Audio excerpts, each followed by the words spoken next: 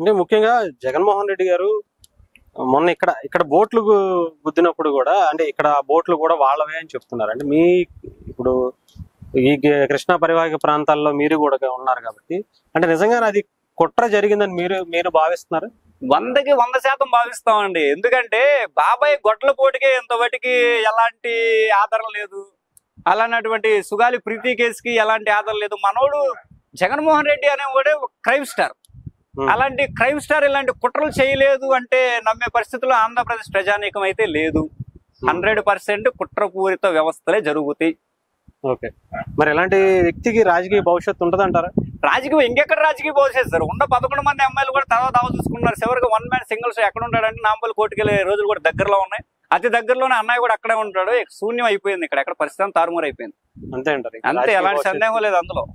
చూసుకోవాల్సిన లేదంటారు, చూసుకునే పరిస్థితి లేదు.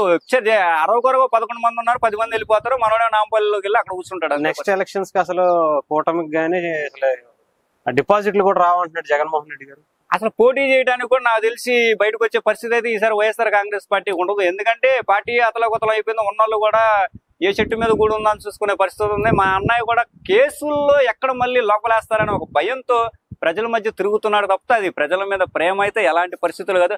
ప్రజల మీద ప్రేమ ఉన్నాడు అయితే 2019 నుంచి 2024 వరకు కనీసం వాళ్ళ శాసనసభ్యులకు కూడా అపాయింట్మెంట్ ఇవ్వలేనటువంటి దాష్టిక స్థితిలో పార్టీ నడిపించాడు. అలాంటి వ్యక్తి మళ్ళీ ప్రజల్లో పోటీ చేస్తాడన్నా ప్రజలు అంగీకరించే పరిస్థితులు అయితే లేరు. రైట్, అయితే ఈసారి అంటే ఏమి ట్రిక్స్ అని పనిచేయమంటారు? అసలు ట్రిక్స్, మాయలు, మంత్రాలు ఇలాంటివి అసలు నమ్మే పరిస్థితులు జనాలు లేరు. ఎందుకంటే ఇంత దాష్టిక పరిస్థితిలో కూడా పెన్షన్ 4,000 రూపాయలు అందిస్తా ఉన్నారు.